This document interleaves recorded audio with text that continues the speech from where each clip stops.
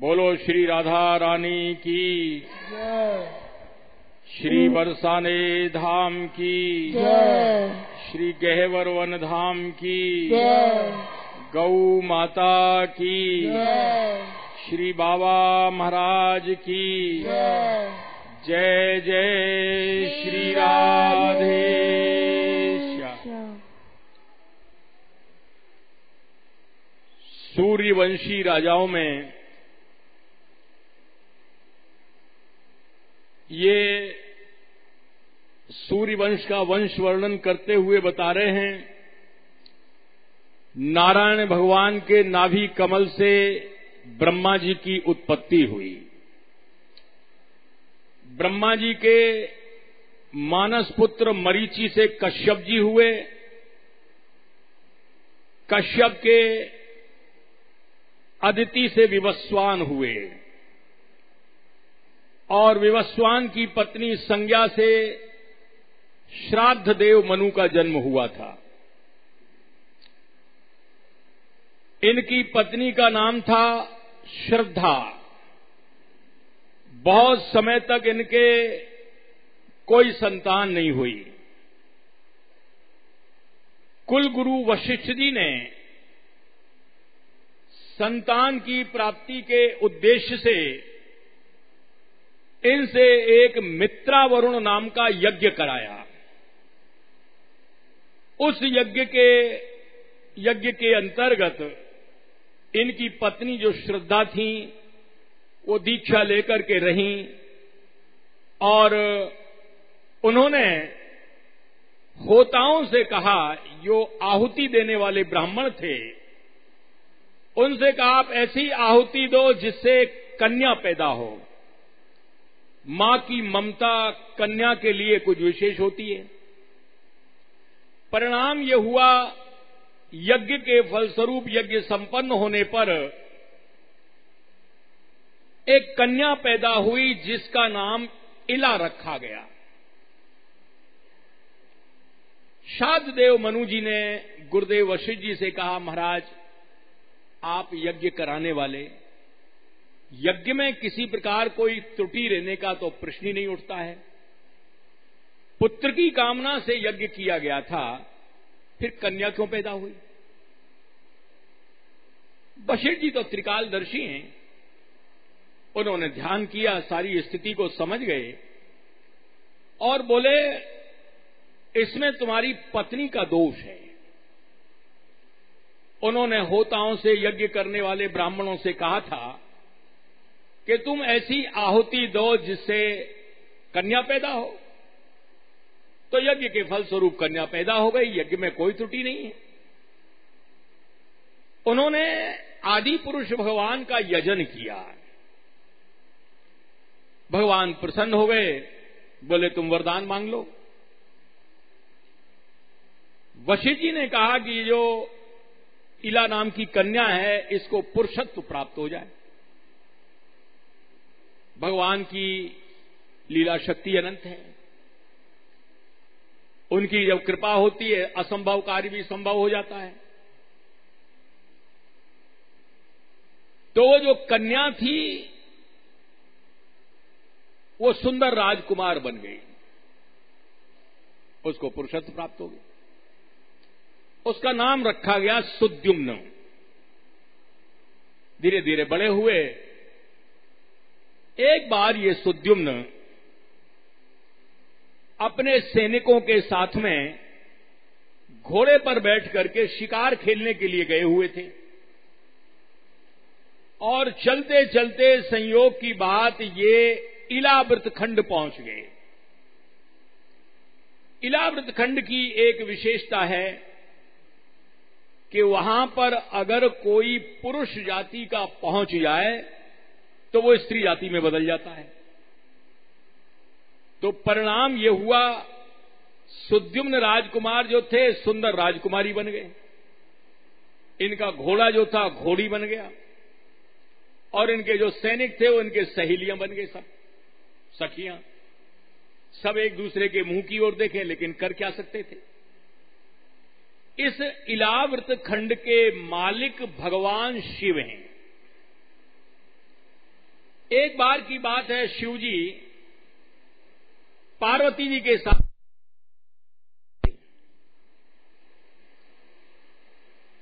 कुछ ऋषि मुनि दर्शन के उद्देश्य गए थे। उनको एकांत में देख करके वो स्वयं उनके पास में नहीं गए और दूर से ही दर्शन करके लौट के चले आए। लेकिन पार्वती जी ने इनको देख लिया, वो संकुचित हुई। महादेव जी ने कहा कि प्रिय तुम चिंता मत करो, इस इलावृत खंड के अंदर हमारे अलावा और कोई पुरुष रूप में नहीं रह सकता है। अगर कोई आएगा तो वह स्त्री रूप में बदल जाएगा। तो ये इलावृत खंड की महिमा थी कि कोई पुरुष जाति का वहां पहुंच जाए तो वह स्त्री जाति में बदल जाता है।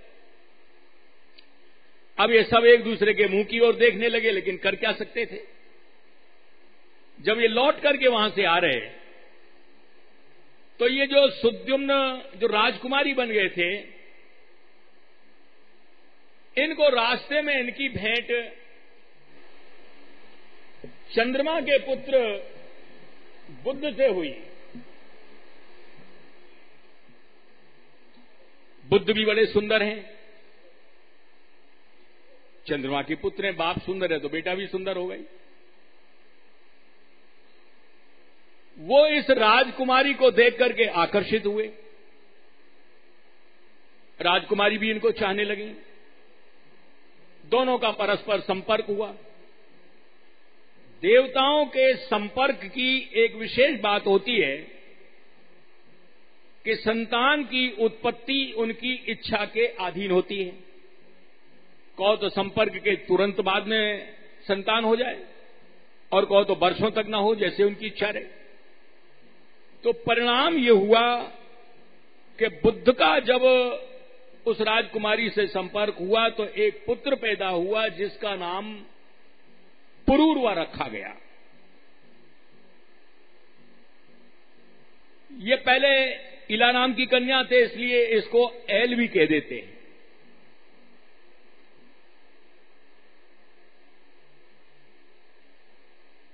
अब ये उसको लेकर के राजभवन में पहुंचे। गुरुदेव शुक्राचार्य जी को सारा वृतांत बताया। शुक्राचार्य जी भी सोचने लगे कि ये देखो जैसे तैसे तो इसको पुरुषत्व प्राप्त हुआ और फिर स्थिति यों की त्यों हो गई।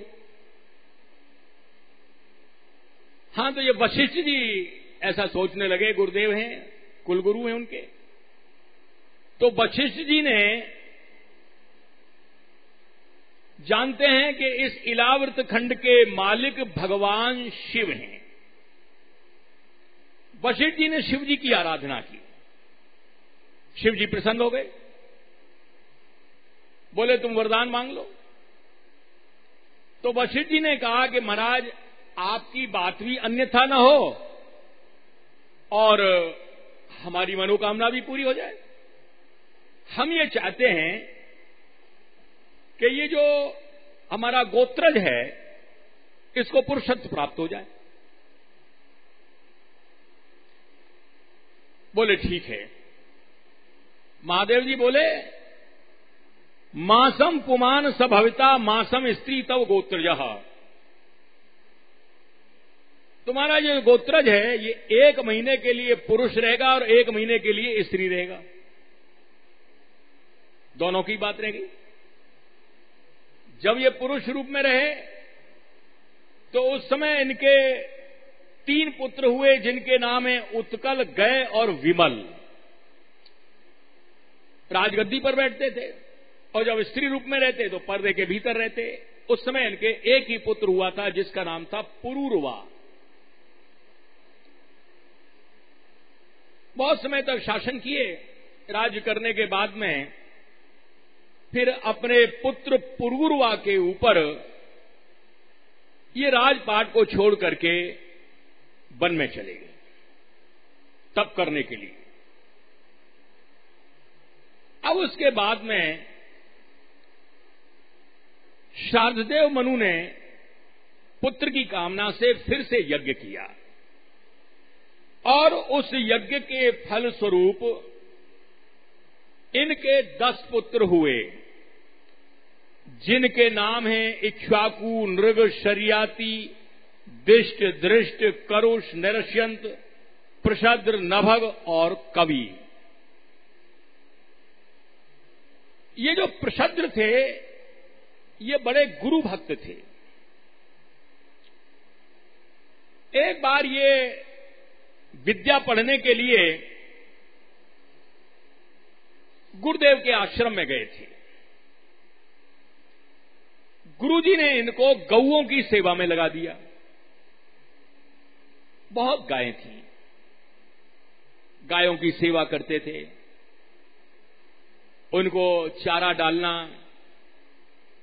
उनका गोबर उठाना, नहलाना, पानी पिलाना, दूध दोहना और जगह को साफ करना, इसी में सारा समय व्यतीत हो जाता था। बहुत सारी गायें थी, लेकिन देखो कैसी इनकी गुरु भक्ति थी। इनके मन में कभी ये अभाव नहीं आया। हम लोगों की तरह से सोचते तो यही विचार करते, अरे गुरुजी थोड़ा कह दें और लड़कों से भी और विद्यार्थियों से कह दें तो काम जल्दी हो जाएगा, हम भी पढ़ लेंगे। हम लोग तो भाई यही सोचते। लेकिन ये सच्चे गुरु भक्त थे।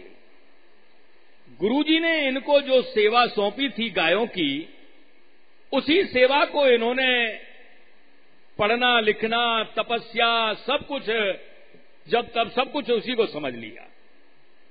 बड़ी निष्ठा से सेवा करते थे और कभी इनके मन में ये अभाव नहीं आया कि गुरुजी ने हमको ही सौंप रखा है, सारा काम हमको ही करना पड़ता है, औरों को कह दें तो जल्दी काम हो जाए। नहीं, खुद करते थे। और इतना ही नहीं, रात्रि के समय पहरा देते थे। जंगल का मामला था, हिंसक जीव, सिंह, व्याघ्र आदि आ जाए, रात को पहरा दे रहे थे। रिमझिम वर्षा भी हो रही थी। एक सिंह गायों के खिरक में आ गया। सिंह की तो भाई आकृति ऐसी भयावनी होती है, जिसको देखने मात्र से ही अच्छे अच्छे मलमूत्र त्याग देते हैं। और अगर कहीं उसने गर्जना कर दी तो फिर समझो हालत ही खराब है।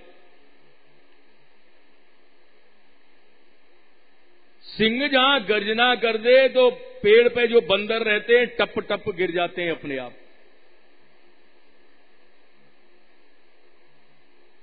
ये पहरा दे रहे थे। सिंह जब आया तो गाय जोर से रमाने लगी डर के मारे। ये समझ गए कि कोई हिंसक जीव आया है। उसकी तो आंखें ही मशाल की तरह से चमकती हैं।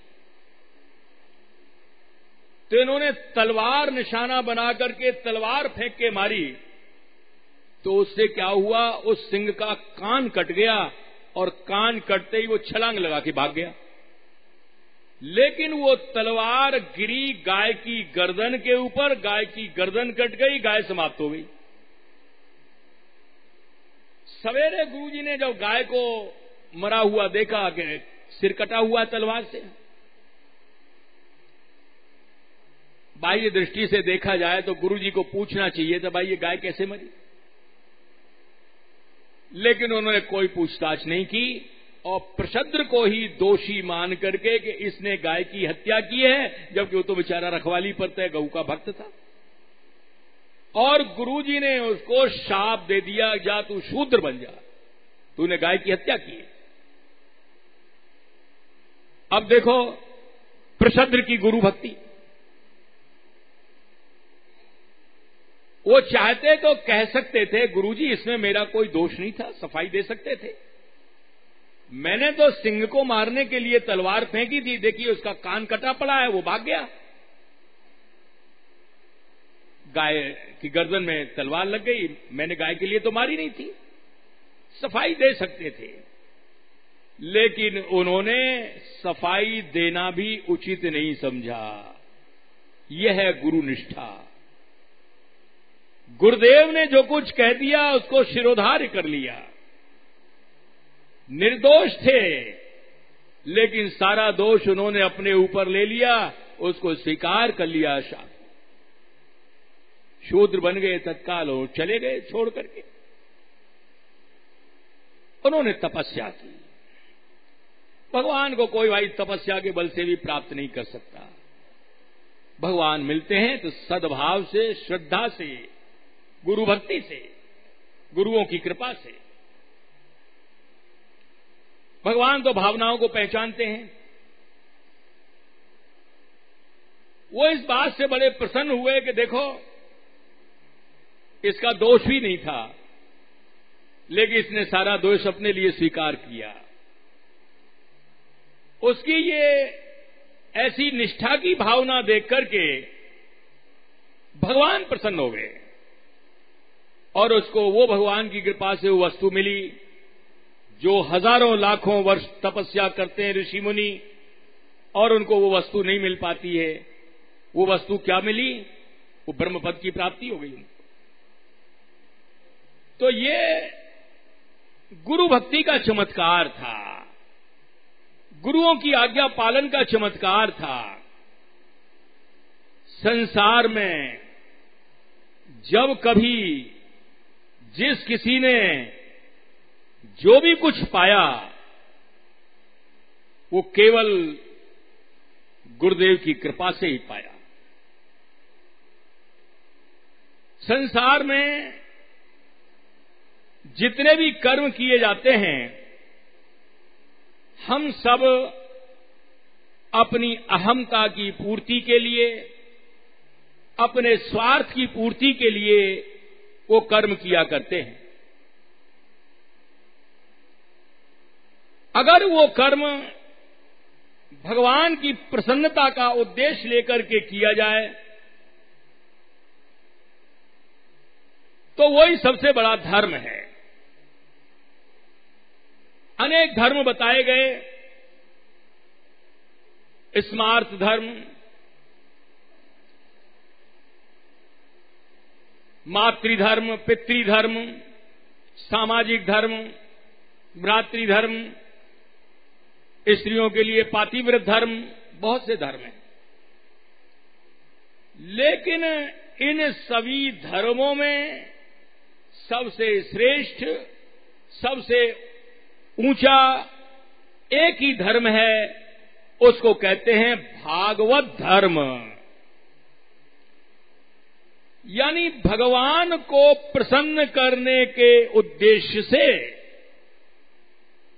जो भी कर्म किए जाते हैं वे सब भागवत धर्म के नाम से कहे जाते हैं।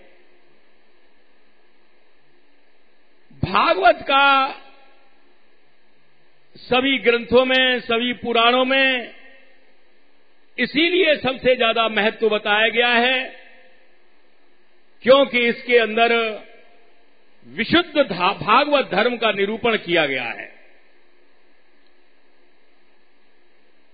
अन्य जितने भी धर्म हैं वो सकाम धर्म हैं, अपनी कामना की पूर्ति के लिए किए जाते हैं। और विशुद्ध भागवत धर्म वो है जिसमें किसी प्रकार का कोई कैतव, छल छिद्र नहीं है। केवल एकमात्र भगवान को प्रसन्न करने का उद्देश्य है, उसको कहते हैं भागवत धर्म। इसीलिए यह भागवत सबसे श्रेष्ठ ग्रंथ माना गया है। धर्म प्रोज्झित कैतवोत्र परमो निर्मत्सराणाम सताम। इस भागवत के अंदर उस विशुद्ध धर्म का निरूपण किया गया है जिसमें किसी प्रकार का कोई कैतव नहीं है, छल छिद्र नहीं है। कैतव क्या है? हम धर्म कर रहे हैं और उसके पीछे हम अपनी अन्य प्रकार की कामनाओं की पूर्ति का लक्ष्य रखे हुए हैं। हमारी भोग की कामना है, धर्म इसलिए कर रहे हैं कि हमको भोग की प्राप्ति हो जाए, हमको पैसे की प्राप्ति हो जाए, हमको यश की प्राप्ति हो जाए, हमारा नाम हो जाए, हमारे अमुक कार्य बन जाएं, ये जो पीछे स्वार्थ छिपा हुआ है, इसको कैतव कहा गया है। तो भागवत के अंदर जिस विशुद्ध धर्म का वर्णन किया गया, धर्म प्रोज्झित कैतवोत्र, उस विशुद्ध धर्म का निरूपण किया गया है जिसमें किसी प्रकार का कोई कैतव छल छिद्र नहीं है। ऐसा निष्काम, ऐसा विशुद्ध धर्म है। संसार में जितने भी प्राणी हैं, चाहे वो इस देश में जन्म लिया है, चाहे दूसरे देश के निवासी हैं, वो ब्राह्मण हैं या क्षत्रिय हैं या किसी अन्य जाति से हैं, किसी भी वर्ग के हैं, उनका शरीर स्त्री का है या पुरुष का है, सभी के लिए एक ही धर्म बताया गया। सवै पुंसाम परो धर्मो यतो भक्तिरधोक्षजे। प्राणी मात्र का एक ही धर्म है, चाहे वो बालक हो या वृद्ध हो, युवक हो या युवती हो, स्त्री हो या पुरुष हो, कोई भी हो। यतो भक्तिरधोक्षजे, ऐसा कर्म किया जाए जिसके करने से भगवान के चरणों में भक्ति हो जाए। ये सबसे ऊंचा धर्म है।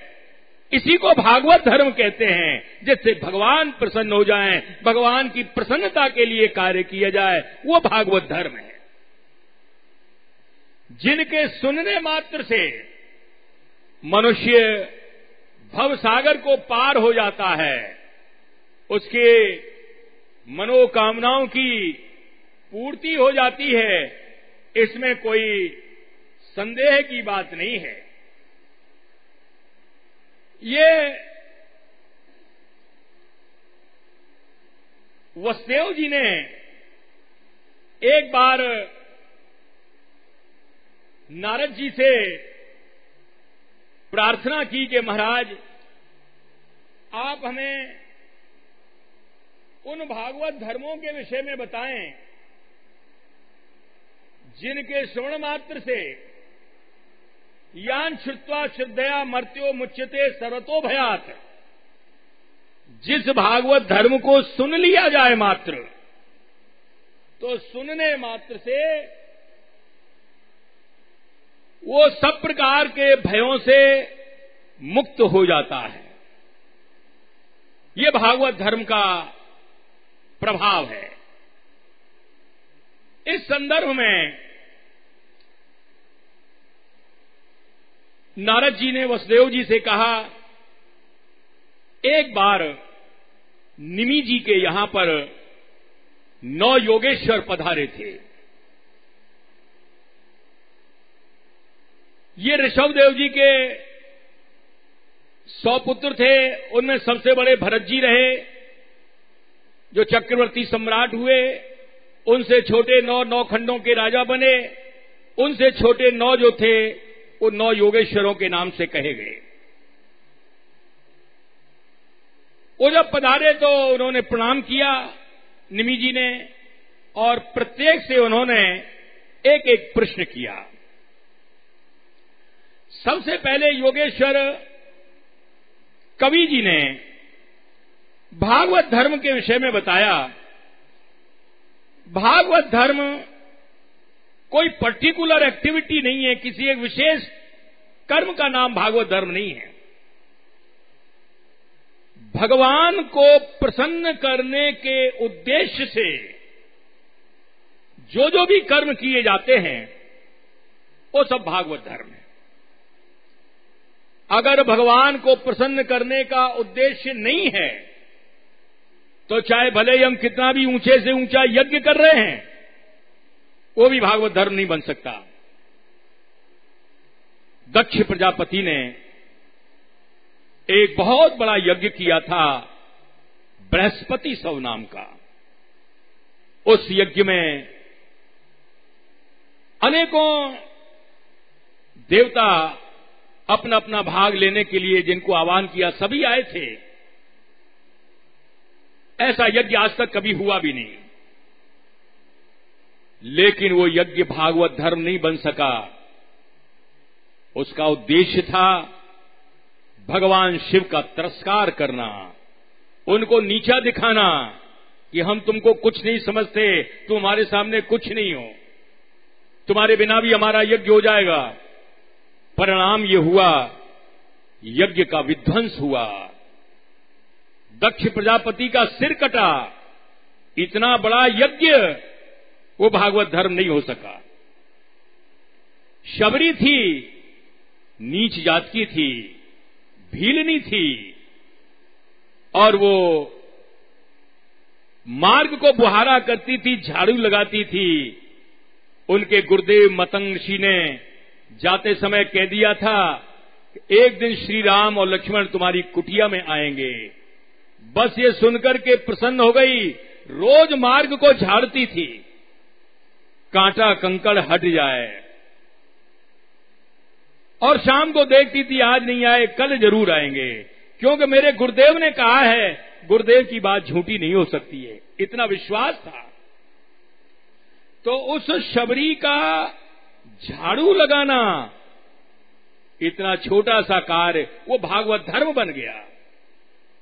बेरों को चक चक करके जो मीठे बेर होते उनको रख लेती कि श्री राम को खिलाऊंगी मीठे बेर। झूठे बेर खिलाना वो भागवत धर्म बन गया, और बड़े बड़े ब्राह्मणों का वो यज्ञ भागवत धर्म नहीं बना। तो कहने का भाव यह है, भगवान को प्रसन्न करने के उद्देश्य से जो भी कर्म किए जाते हैं वो सब भागवत धर्म है। संक्षेप में आप यूं समझिए,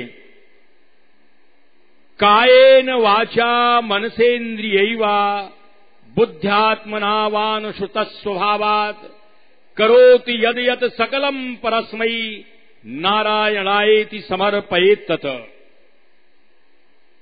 कायेन माने शरीर से, वाचा माने वाणी से, मन से, इंद्रियों से, बुद्धि से, आत्मा से अथवा स्वभाववश मनुष्य जो भी कर्म करता है, उन समस्त कर्मों को नारायण भगवान के लिए अर्पण कर दिया जाए तो बोले वही भागवत धर्म बन जाता है।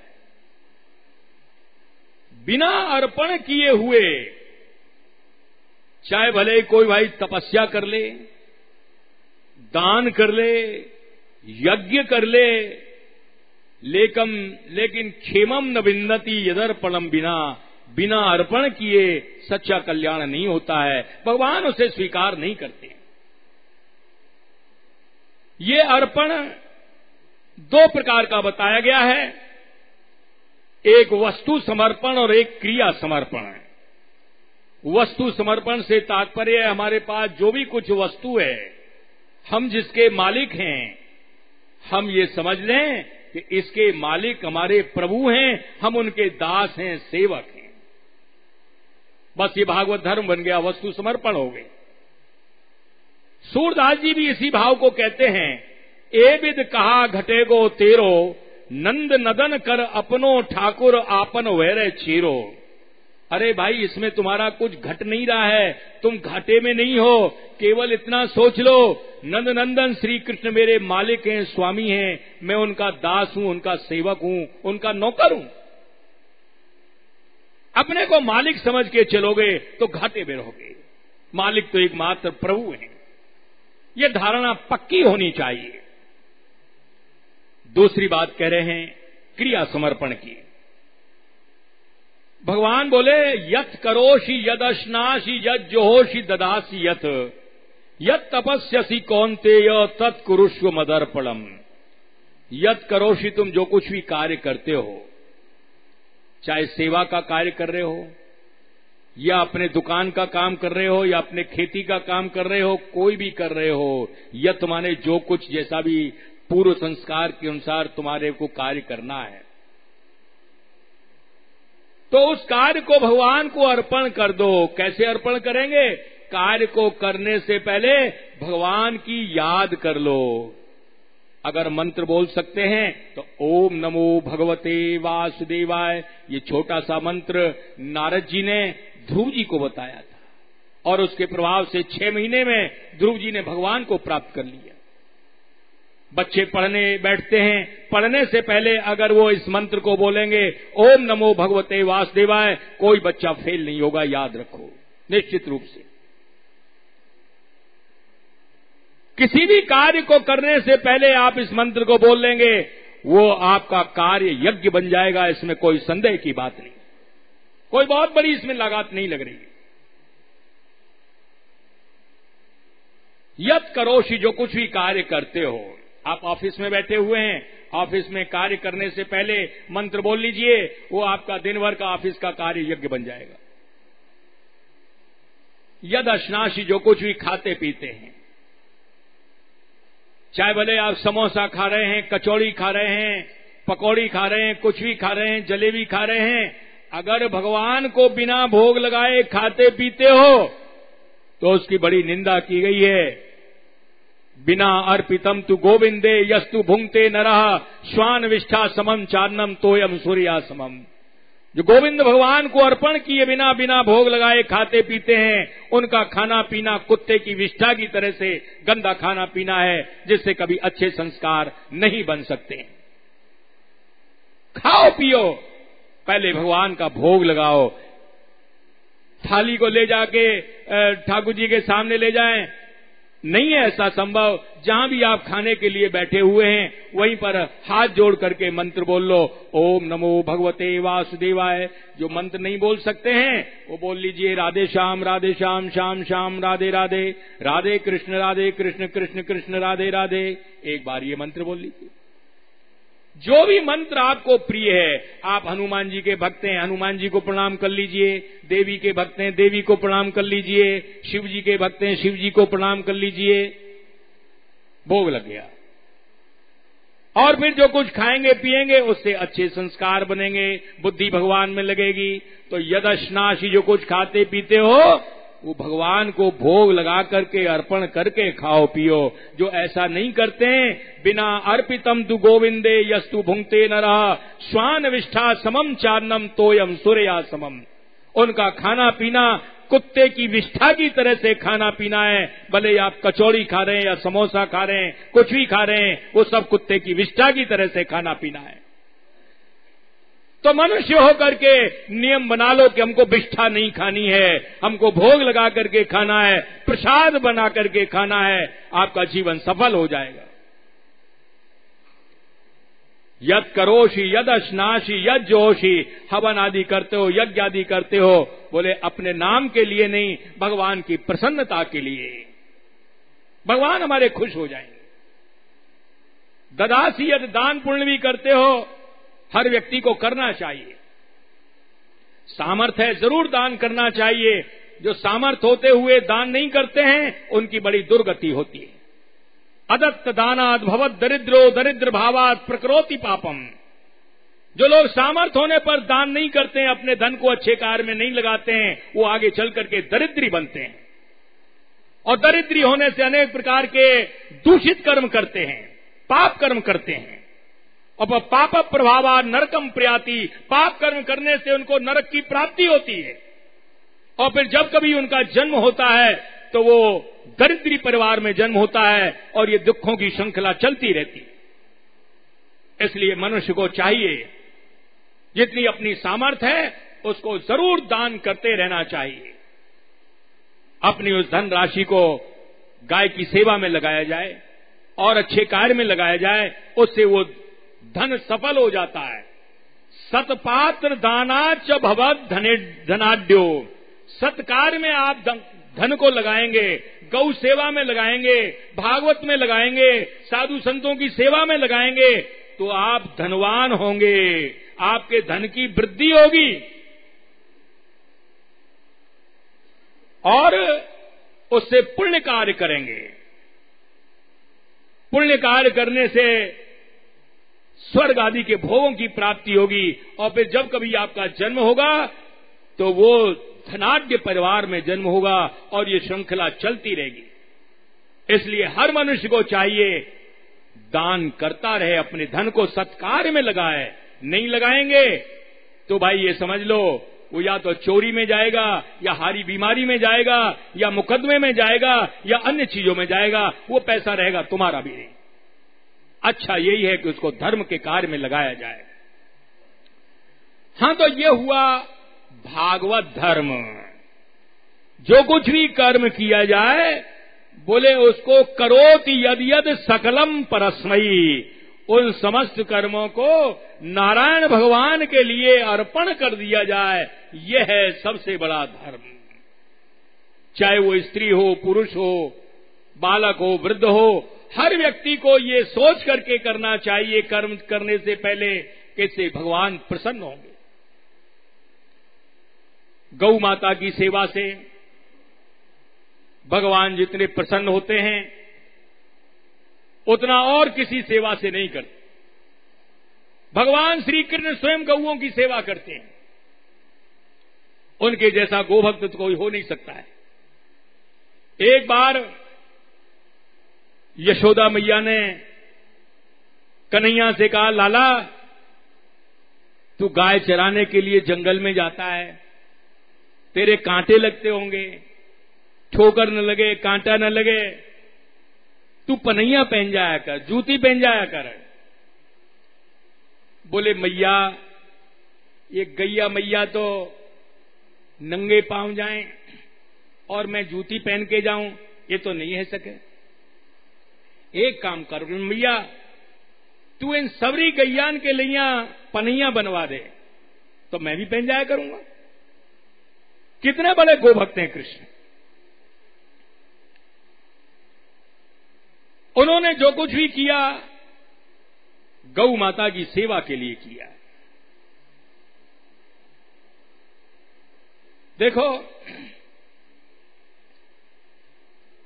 जो गौ माता की सेवा करता है उससे भगवान इतनी जल्दी प्रसन्न हो जाते हैं कि लाखों वर्ष की तपस्या से भी उतने खुश नहीं होते। ये 252 वैष्णवों की वार्ता में एक कथा आती है। गुजरात के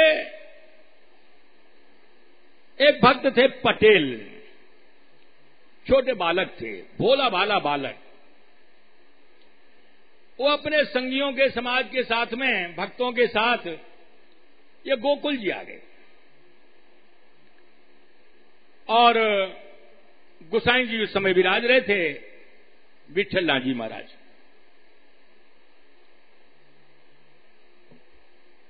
तो उनसे उन्होंने दीक्षा भी ली, उनके सेवक बने। भोला बालक समझ करके उन्होंने इनको गायों की सेवा में कर दिया, खिरक में। देखो, सेवा चतुराई से नहीं होती है। भोलेपन की जो सेवा है उससे भगवान प्रसन्न होते हैं। तो गुरुजी ने इनको सेवा का कार्य सौंपा तो ये बड़ी तन्मयता से सेवा किया करते। गायों के नीचे रेती बिछाते, हम लोग गद्दा पे सोते हैं, ये रेत पर सोए हैं और रेत में कंकड़ कांटे होते, उनको बीनते, स्वयं लेट के देखते कोई चुभ तो नहीं रहा है और उसको बीन देते, हटा देते, बड़े भाव से करते। गायों को पानी पिलाना, नहलाना, चारे की सानी वगैरह की व्यवस्था करना और उनकी ऐसी सेवा करना, गायों को सुख मिले। कन्हैया जी उनकी इस सेवा से बहुत ज्यादा प्रसन्न हुए और देखो फिर क्या लीला होती है। वो ऐसे तन्मय हो जाया करते थे सेवा में कि अपनी पत्तल लेने भी भूल जाते थे, नहीं जाते थे, भूखे ही रह जाते। जो भगवान के आश्रित रहता है भगवान उसकी चिंता करते हैं। भगवान अपने भक्त को कभी भूखा नहीं रहने देते। तो श्रीनाथ जी उसके पास में अपने भोग का लड्डू लेके पहुंचे। ले तू आज भूखा है। वो तो खाकर के तृप्त हो गए, सेवा में लगे रहते। अब पत्तल लेने भी नहीं जा पाते। तो देखो भाई, संघ के जो होते हैं ना, सबकी तो ऐसी स्थिति नहीं होती है, चुगलखोर ज्यादा होते हैं। चाहे कहीं भी देख लो, किसी भी समाज में देख लो। तो उन्होंने गोसाई जी से शिकायत की, देखो अपने को कितना बड़ा वो समझता है, इतने को अहंकार हो गया है, टाइम पे पत्तल लेने भी नहीं आ सकता है ये। गोसाई जी ने कहा कि अरे आज तू पटेल, तू पत्तल लेने क्यों नहीं आया? तो उसने भोले भालेपन से कहा, आज श्रीनाथ जी ने मेरे को लड्डू दे दिया था, वो लड्डू दे देते हैं तो फिर मेरे को पत्तल की जरूरत नहीं पड़ती। फिर गोसाई जी समझ गए। उन्होंने अपने सेवकों से कहा कि तुम इसकी पत्तल खिरक में ही पहुंचा दिया करो। खिरक में पहुंचा देते। श्रीनाथ जी उनको लड्डू दिया करते, पाले थे वो। तो एक दिन कहा उन्होंने कि काका जी, क्योंकि सब उनके साथ जो बालक थे वो सब उनको काका जी कहते, वो भी काका जी कहा करते। बोले काका जी अब आप मत भिजवाया करो, क्योंकि श्रीनाथ जी दे देते हैं। बोले अच्छा कैसा? बोले है तुम्हारे पास? बोले हाँ। तो कहाँ है? बोले आधा तो मैंने खा लिया है, आधा रखा है।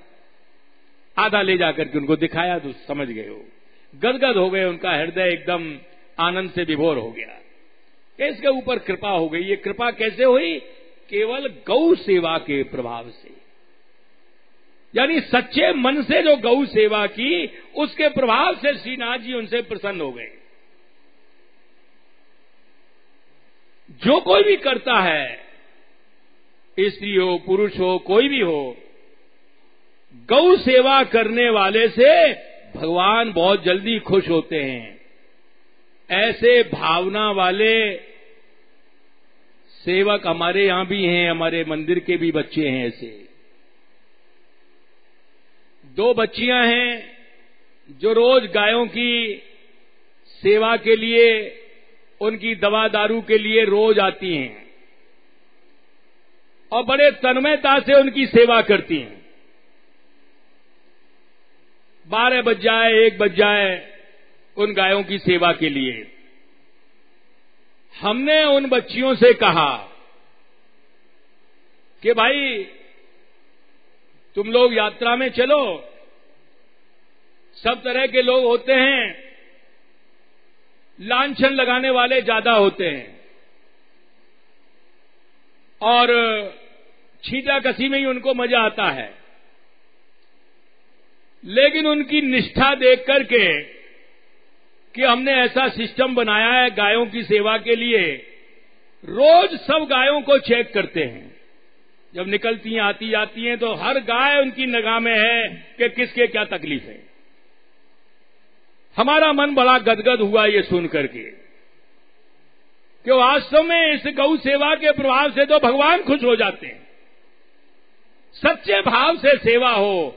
हम लोग सेवा करते हैं फॉर्मेलिटी के लिए, दिखाने के लिए, लोग वाग देखने वाले हैं तो सेवा में हैं, और नहीं तो वो सेवा नहीं है। गायों की सेवा करते हैं, 2-4 दिन हमने देखा, वो सेवा नहीं है। वो काम तो करते हैं लेकिन उसको सेवा नहीं कहा जाता है। खल है, खल एकदम डाल दी, एकदम पर डालते गए पीछे, उसको मिलाया भी नहीं। आटा है, आटे को एकदम वहां से शुरू किया उस कोने से और दूसरे कोने तक चलते जा रहे हैं। अरे सेवा भाव, काम तो किया पूरा, लेकिन सेवा भाव से किया जाए तो वो एक अलग ही उसका चमत्कार होता है। पूरा परिवार फलीभूत हो जाता है उस गौ सेवा के प्रभाव से। लेकिन हम उस सेवा को सेवा नहीं समझते हैं, उसको हम केवल काम समझते हैं। तो काम के बदले में जो मजदूरी मिलती है, बस वही हमारे हाथ लगती है। अरे सच्चे मन से सेवा की जाए तो सेवा के प्रभाव से तो भगवान जो है बच में हो जाते हैं। लेकिन हम लोग वो सेवा नहीं कर पाते, हम लोग काम करते हैं। तो उस सेवा का ये प्रभाव हुआ। श्रीनाथ जी स्वयं उनको बंटा भोग देने के लिए जाते थे। एक बार रात वर्षा हो रही थी और वो बेचारे भूखे ही सो गए। श्रीनाथ जी गए, उनको नींद नहीं आई। झारी जी और बंटा भोग लेकर के गए, उनको दिया और फिर वो खिरक से चले गए। सवेरे वो पटेल जो बालक जो था गोसाई जी के पास गया, बोले काका जी श्रीनाथ जी रात को खिरक में ये झारी जी और उनको भूल गए हैं, उनके लिए दे दिया। देख करके बड़े गदगद हुए कि इनके ऊपर कितनी, इस बालक के ऊपर कितनी कृपा हो गई है। उस कृपा का कारण क्या था? वो थी सच्चे मन से जो गौ सेवा थी। मुख्य बात थी वो गौ सेवा, सच्चे हृदय से जो की जाती थी। फिर उन्होंने कहा कि अच्छा अब तुम यहां सिंहपौर पर ही रहा करो, देखभाल किया करो। देखभाल पे कर दिया। रात्रि को श्रीनाथ जी गए तो श्रीनाथ जी से बोले, भोले तो थे ही थे, बोले आप इन गहनन को उतार जाओ यहां से, नहीं तो काका जी को मालूम पड़ेगी, वो नाराज होंगे, गहने उतार दो आप। श्रीनाथ जी हंस गए और वो चले गए। पीछे पीछे ये गए उनके। वृंदावन में पहुंचे, रास का दर्शन हुआ, रास कर रहे थे। हजारों स्त्रियां हैं और बड़ा उनका सौभाग्य, रास का दर्शन हुआ। ये रास वो है भाई, ये सर्वोत्तम लीला है, इसका दर्शन सबको नहीं होता है। भोले भक्तों को ये चीज का दर्शन होता है, भोले भक्तों को ये प्राप्ति होती है। नरसिंह मेहता जी थे, नरसिंह जी शिव जी के बड़े भक्त थे, बड़ी आराधना की, शिव जी प्रसन्न हो गए, बोले वरदान मांग लो। बोले मैं तो मांगना जानता ही नहीं हूं, क्या मांगूं क्या न मांगूं, आपको जो अच्छा लगे वो मुझे दे दो। शिव जी हंस गए, देखो कितना चतुर है। अब उनको तो जो अच्छा, सबसे अच्छा उनको तो रास प्रिय है, इसमें हर एक किसी का प्रवेश नहीं है। ये रास लीला का सुख सबको नहीं मिलता है। शेष महेश सुरेश न जाने, अज अज हूं पछताए। शेष जी, महेश महादेव जी, सुरेश देवराज इंद्र, ये भी इस रास लीला के रस से वंचित हैं। अज अज हूं पछताए, अज माने ब्रह्मा जी आज भी प्रायश्चित करते हैं कि हमारा सौभाग्य नहीं है जो मैं इस रास लीला का आनंद ले सके। हम भी इससे वंचित हैं। और तो कहां तक कहें, सोरस रमा तनक नहीं पायो, जदपि पलोटत पाए। रमा माने लक्ष्मी जी को ये रस आज तक नहीं मिल पाया जो कि हर समय उनकी चरण सेवा में रहती हैं। इसका वर्णन कौन कर सकता है? बुद्धि की अधिष्ठात्री देवी तो सरस्वती जी हैं। बोले यह सुख कहवे को कोटिक सुरसुत की सुमति हिराए। इस रास लीला का वर्णन करने के लिए एक सरस्वती नहीं, करोड़ों सरस्वतियां मात खाकर के बैठ जाती हैं, हार मान के बैठ जाती हैं। हमारी सामर्थ्य नहीं जो हम इस रास लीला का वर्णन कर सकें, तो फिर कौन वर्णन कर सकते हैं? श्री वृषभान सुता पद अंबुज जिनके सदा सहाय।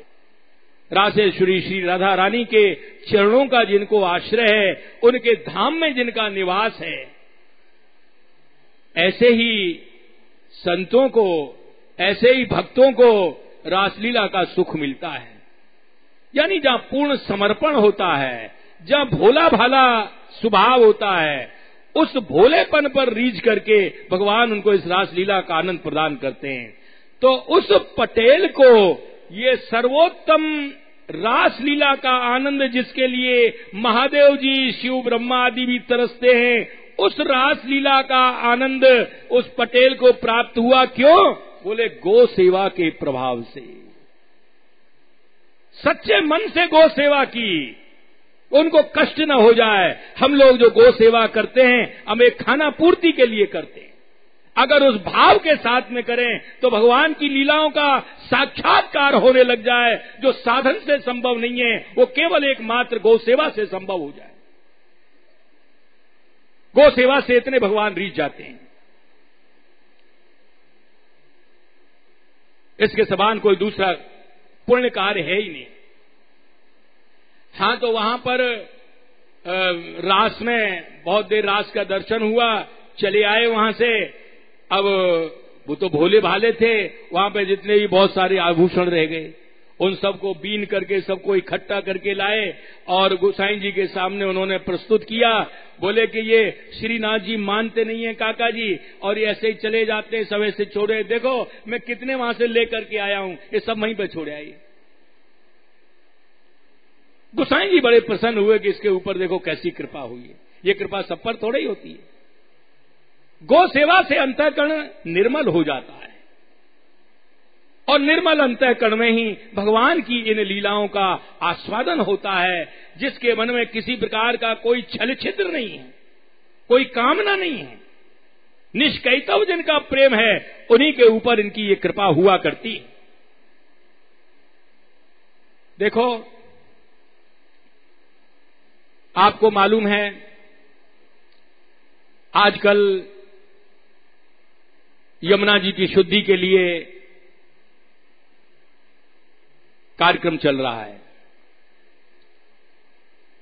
बहुत पहले पहाड़ों की लड़ाई चली, अब यमुना जी की शुद्धि के लिए जो प्रयत्न चल रहा है, हमारे महाराज जी तो कहते हैं सबसे बड़ा साधन, सबसे बड़ा कार्य यज्ञ एकमात्र भगवत नाम संकीर्तन है, जिसके प्रभाव से ये सारे कार्य हमारे अब तक के संपन्न होते आए हैं और हो रहे हैं और होंगे भी। आपको मालूम है केशी घाट पर वृंदावन में कीर्तन हो रहा है इसी यमुना जी के उपलक्ष्य में। यमुना जी की महिमा गंगा जी से भी बढ़कर के। ध्रुव जी 5 साल के बालक थे, बिठूर में रह रहे थे। बिठूर में राजा उत्तानपाद की राजधानी थी।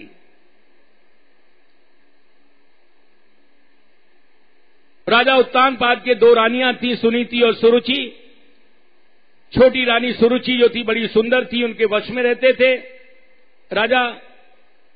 एक बार जब ये गोद में बैठने को हुए, अपने सौतेले भाई उत्तम को देख करके ये भी गोद में बैठने को चाह रहे थे। विमाता सुरुचि ने हाथ पकड़ करके रोक दिया और कहा, तूने मेरे कोख से जन्म नहीं लिया है, इसलिए इनकी गोद में बैठने का अधिकारी नहीं है। अगर इनकी गोद में बैठना चाहता है तो तू जंगल में जाकर भगवान का भजन कर और उनसे प्रार्थना करना, जिससे तेरा जन्म मेरे कोख से हो, मेरे उदर से हो। छोटा सा बालक रोता हुआ अपनी मां के पास में पहुंचा और मां ने उसको कहा, बेटा तू चिंता मत कर, तेरी विमाता ने जो कुछ कहा है वो ठीक कहा है, और तू जा और जगत पिता की गोद में बैठना। वो बड़े दयालु हैं, जिस किसी ने जो कुछ जब कभी पाया है वो उन्हीं की कृपा से पाया है। वो बड़े भक्त वत्सल हैं, तू उन्हीं का आश्रय ले, वे तेरे सब मनोरथों को पूर्ण करेंगे। मां की प्रेरणा से वो बालक ध्रुव जंगल में चला गया, जो कभी राजमहल से बाहर समीप के उपवन में भी नहीं गया। उसने ये भी नहीं सोचा मैं जंगल में क्या खाऊंगा, कहां सोऊंगा, क्या पहनूंगा, ये सब कुछ न सोच करके, और वो सीधा चलता गया। नारद जी आए। नारद जी ने उस बालक की परीक्षा ली, लेकिन उसका जब दृढ़ निश्चय देखा, प्रसन्न होकर के कहा, तत्तात गच्छ भद्रम ते यमुनायास तटे शुचौ। बेटा तू यमुना के किनारे चला जा। गंगा के किनारे कानपुर बिठूर में तो वो रह ही रहे थे, लेकिन उससे बढ़कर के उन्होंने महत्व दिया कि तू यमुना के किनारे चला जा, जहां मधुवन में, वृंदावन में जाकर के वहां यमुना के किनारे जहां नित्य श्री हरि का निवास रहता है। भगवान श्री हरि का नित्य निवास रहता है यमुना की तट पर। गंगा को छोड़ करके यमुना के किनारे भेजा, क्योंकि वहां जाकर के सिद्धि ज्यादा मिलती। कुछ ना समझ लोग सोचते हैं कि साहब यमुना जी में ही कौन सी बात है, और भी तो नदियां हैं, उनका भी शोधन होना चाहिए, यमुना के लिए क्यों पड़े हुए हैं। अरे भाई सोचो, इलाहाबाद में प्रयागराज जिसको कहा जाता है, वहां पर जो संगम होता है वो गंगा यमुना का ही होता है, गंगा कावेरी का, गंगा नर्मदा का या अन्य नदियों का संगम नहीं होता है, तो वो गंगा यमुना का ही संगम होता है। यमुना जी का इतना महत्व है। और यमुना जी की तो भगवान श्री राम ने भी उनकी पूजा की है। जब शृंगवेरपुर पार करके, गंगा पार करके भरद्वाज जी के आश्रम की ओर गए हैं, तो उस समय सीता जी ने प्रार्थना की है, कालिंदी मध्य मायाता सीता त्वेनाम अवनंदत स्वस्ति देवी तरामी त्वाम पार्येन में पतिव्रतम। बोले हे देवी, मैं आपको प्रणाम करती हूं, जब वहां से लौट करके आएंगे पतिदेव हमारे पातिव्रत की तुम रक्षा करना। यमुना जी से उन्होंने प्रार्थना की है। वाल्मीकि जी ने भी अपनी रामायण में कहा है, जानकी जी कह रही हैं, यखे त्वाम गो सहस्रेण सुराघट शतेन च स्वस्ति प्रत्यागते रामे पुरी निक्षाकुपालिताम। हे यमुने, मैं हजारों गौओं से तुम्हारी सेवा करूंगी, हजारों गौओं का दान करूंगी, और